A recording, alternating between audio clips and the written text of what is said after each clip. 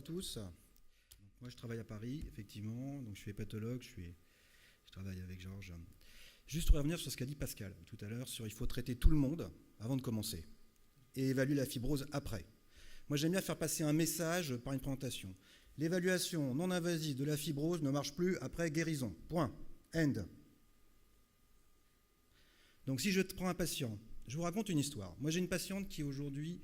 J'ai une patiente que j'ai rencontrée il y a 4 ans, 3-4 ans, c'est ça, qui avait en 2006 une élastométrie de 17 kPa. Donc avec une fibrose hépatique extensive, c'est une jeune femme qui avait une petite fille qui a un antécédent de leucémie qui avait été transfusée à l'époque. On n'est pas dans les addictions. Cette personne a rencontré un de mes collègues, 17 kPa, traite l'hépatite C, la patiente guérit. Super. Il se trouve qu'elle est infirmière à Cochin.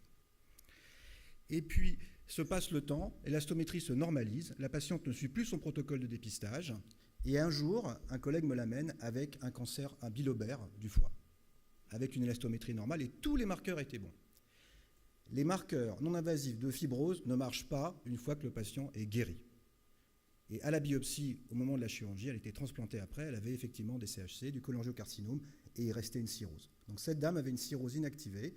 On peut avoir une cirrhose avec des tests hépatiques normaux dans l'hépatite C. L'examen de référence après guérison, c'est la biopsie. Donc on peut éradiquer l'hépatite C en France, mais après, il faut faire attention.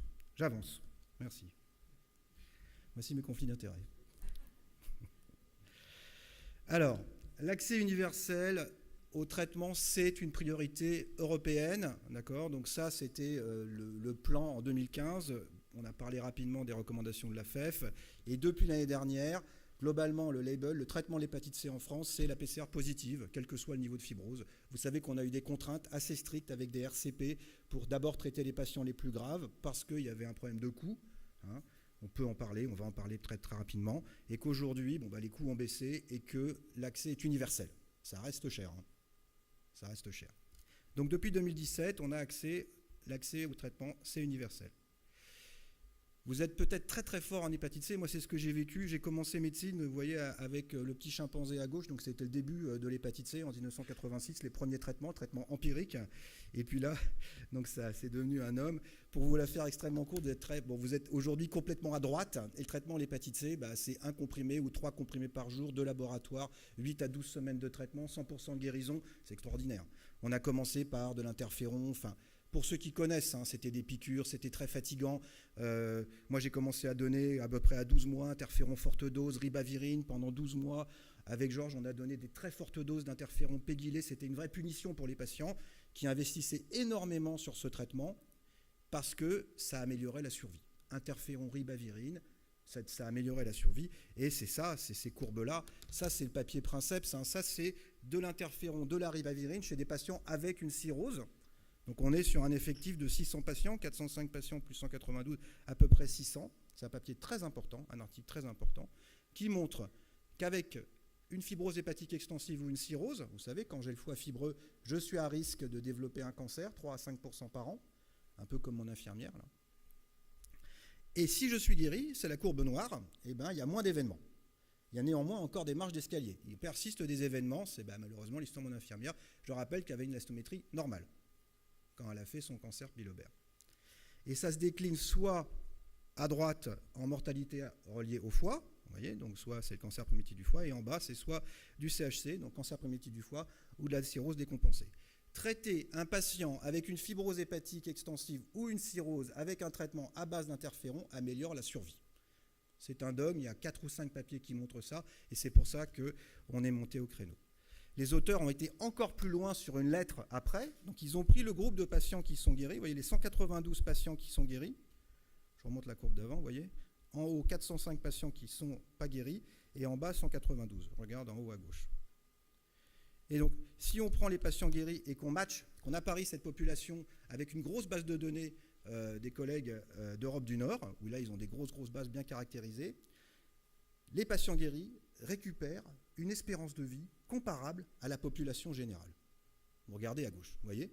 Quand on apparie à la population générale danoise, quand j'ai une hépatite C avec une fibrose hépatique extensive ou une cirrhose et que je suis guéri après un traitement par interféron, j'ai une espérance de vie qui est la même que la population générale du Danemark. Extraordinaire. On se retrouve en 93 avec les thérapies antirétrovirales et le patient qui retournait bosser, celui qui avait 0 T4. Celui de droite, vous voyez qu'il y a une surmortalité. Donc il faut guérir tout le monde, c'est la conclusion de cet article. C'est le dogme. Et c'est en partie pour ça, donc c'est à partir de ces données-là qu'on a pu faire des articles très importants, notamment celui-là, publié en 2015 dans un très bon journal, qui fait de ce qu'on appelle du coût-efficacité. C'est-à-dire, voilà, je reprends la courbe de gauche dans la plaque d'avant, on récupère une espérance de vie par rapport à la population générale, la même, je modélise, je peux faire un traitement à 90 000 $ aux États-Unis, et du coup, les gens retournent travailler, la même espérance de vie, du velours. C'est ce qui s'est passé avec le sofosbuvir. En Europe, c'était un peu moins cher. Vous connaissez l'histoire, c'est extrêmement cher parce que les résultats sont super beaux. Sauf que les plaques que je vous ai montrées, c'est que de l'interféron. Ce n'est pas des antiviraux directs. On avance. Ça, c'est le trublion de la fête. C'est un Écossais. Vous savez que les Écossais sont près de leur sou. Hein. Non, j'adore les Écossais, et notamment ce docteur, le docteur Innes, très important, qui sort cet article dans Hepatology, qui est un bon journal en 2011, qui dit « Quand je fais une campagne d'éradication du virus de l'hépatite C à Édimbourg, que j'attrape les patients qui ont une hépatite C, que je les teste, je les fais venir, je les teste pour l'hépatite C, je les stratifie en 2 types de patients, ceux qui ont une cirrhose, ceux qui n'ont pas de cirrhose. Je traite tout le monde avec un traitement à base d'interféron. Les patients sans cirrhose guéris retournent dans la rue d'Édimbourg. Les patients avec cirrhose guéris, pas guéris, restent dans mon service pour que je leur fasse une échographie tous les 6 mois pour éviter d'avoir un cancer et me faire surprendre comme ma pauvre patiente. » C'est ce qu'ils ont fait à Édimbourg avant 2011. Et il publie, notre ami Inès, il dit « Je ne comprends pas, les patients guéris sans cirrhose relâchés dans les rues d'Édimbourg, mortalité x3. Par rapport aux patients avec une cirrhose guéris qui restent dans mon service, et par rapport aux patients avec une cirrhose pas guéris, ils meurent même plus que les patients pas guéris. Mortalité x3. 3 fois plus de morts guéris de l'hépatite C relâchés dans la rue. Quid? Revenons sur l'histoire de l'hépatite C. Alors, ça, c'est la très très belle modélisation publiée dans Lancet Infectious Disease qui a modélisé les génotypes et qui montre quand est-ce que ça commence l'hépatite C. L'hépatite C, ça commence après la Deuxième Guerre mondiale avec l'arrivée de la pénicilline. Et l'échange de seringues, les seringues de nos grands-mères, dans les boîtes en fer, le Poupinel, pour ceux qui connaissent, les seringues en verre avec l'aiguille, et la piqûre dans les fesses. Et là, le virus explose. Vraiment, on voit très très bien, c'est ça. Ça, c'est la première période, 45, 60, 65. Arrive la guerre de Corée, puis le Vietnam, et l'arrivée de la drogue aux États-Unis. Notamment de l'opium et l'héroïne.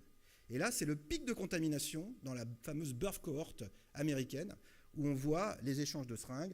Si vous aimez Denzel Washington, regardez American Gangster, on voit très bien les scènes dans les rues de New York. Qu'est-ce qui s'est passé? Moi, j'étais trop petit pour voir ça, Georges y était, mais c'était ça, quoi. C'était vraiment l'échange, et ça a été une période extraordinaire de créativité, de musique, on en dira un petit mot. Néanmoins, il y a vraiment eu une surexposition au virus de l'hépatite C, et c'est la fameuse birth cohort qui est présentée ici, encore dans Annals International Medicine, où on voit la surreprésentation des anticorps anti-VHC et de l'ARN chez ces baby-boomers qui ont été exposés à l'usage de drogue à ce moment-là, dans cette période-là, des universités américaines. Et puis ensuite, il y a eu des mesures de protection qui ont été mises en place. Vous connaissez mieux le sujet que moi, la limitation de risque. Néanmoins, il y a vraiment ce pic et cette surreprésentation du VHC. Et aux États-Unis, il est recommandé de tester systématiquement cette birth cohort, ces patients, ces baby-boomers, pour le virus de l'hépatite C. Parce que c'est surreprésenté. Alors, je ne sais pas si les gens connaissent, je parlais de musique. Vous savez, Lou Reed, Take a Walk on the Wild Side, donc la chanson. Quand on était encore une fois avec les collègues, avec Rodolphe, et qu'on était à Washington, Lou Reed est décédé, malheureusement. C'était au moment où le sofosbuvir est arrivé. Et ça, c'est ce que titrait la presse. C'était en 2014. Lou Reed dies after a long battle against hepatitis C. Lou Reed meurt après une longue bataille contre le virus de l'hépatite C. C'est ce qui était titré par là. Et là, le sofosbuvir apparaissait. C'était le nouveau traitement de l'hépatite C. Vraiment, c'était là et ça sortait partout et c'était vraiment ça. Lou Reed, c'est la période, c'est le Velvet Underground. Enfin, vraiment, c'est vraiment un grand moment de créativité. C'est David Bowie. Et voilà ce que Lou Reed disait.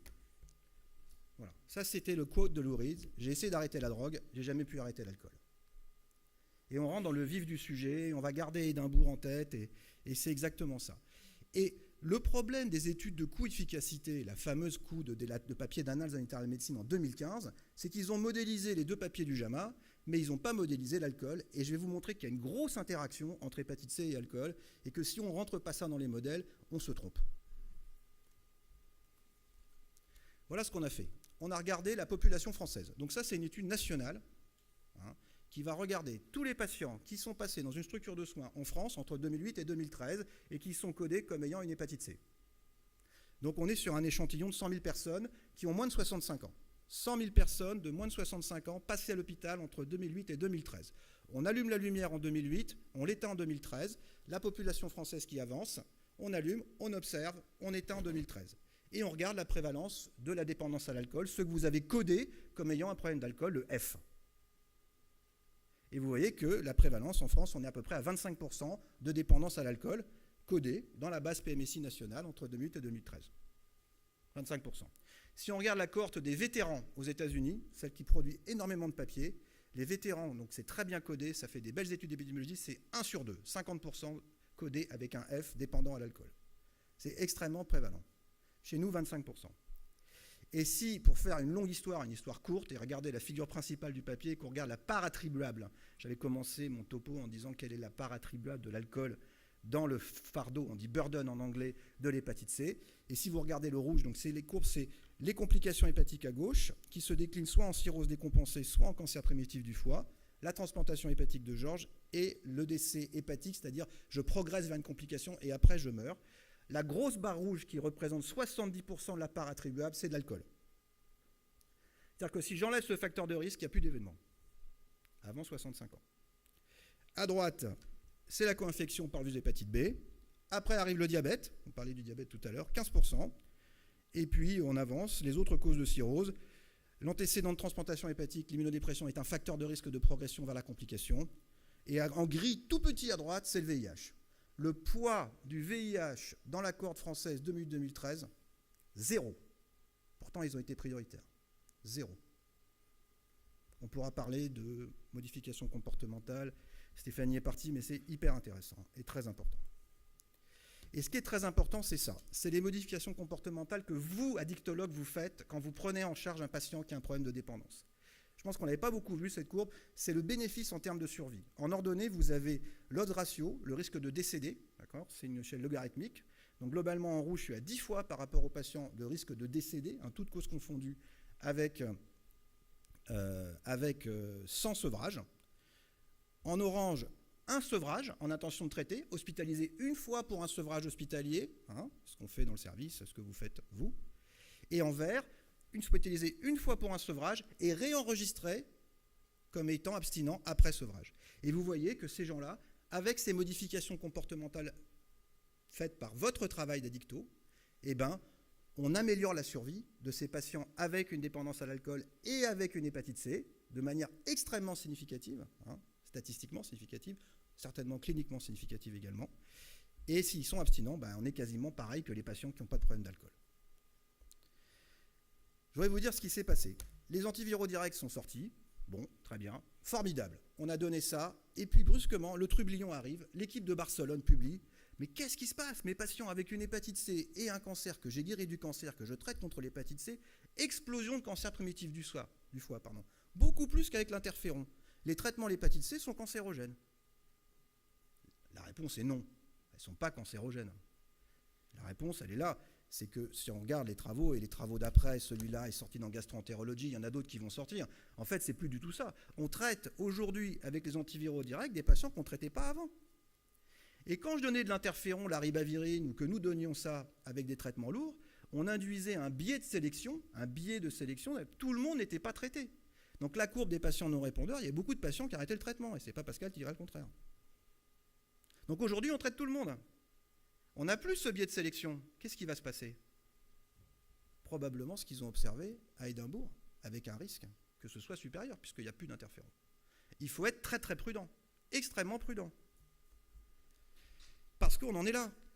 Et derrière ce papier qui est sorti, ou là, ça c'est un papier qui est sorti dans Annals International Medicine, un bon journal, voilà, c'est le traitement de l'hépatite C par les infirmières, par les généralistes, c'est exactement ce dont on parlait tout à l'heure. C'est-à-dire le passage du traitement de l'hépatite C Et on arrête toutes les mesures d'accompagnement, tout votre travail d'addicto, d'accompagnement, ce que font les patients VIH. Vous savez, le poids du VIH, ça pesait 0, parce que ces patients, ils sont vus tous les 3 mois. Et que s'ils consomment, vas-y que je te vois l'addicto, et s'il y a que jamais ils fument trop, etc., etc. Toutes les mesures d'accompagnement. On est médecin, on ne distribue pas des cachets, on fait du soin. C'est du soin. Et ben moi, je crains qu'avec ça, on perde le soin. Je finis. Donc l'alcool est le fardeau de l'hépatite C en France. Je vous ai montré que l'alcoolodépendance est prévalente, au moins chez les patients VHC avant 65 ans. Je vous ai démontré que la consommation d'alcool contribue largement au fardeau de l'hépatite chronique C avant 65 ans. Et ça, c'était avant l'arrivée des antiviraux directs. Je vous ai montré que les modifications comportementales induites donc, par votre travail d'addicto, enfin par les cliniciens d'une manière générale, améliorent la survie des patients VHC. Le soin améliore la survie, pas juste les médicaments. Et pour l'instant, l'efficience des antiviraux directs, en l'absence de mesures associées, c'est-à-dire dans une cohorte, dans un service, n'est pas démontrée, notamment chez les patients inférieurs ou égaux à 65 ans. Et je vais m'arrêter là-dessus, et je vous remercie.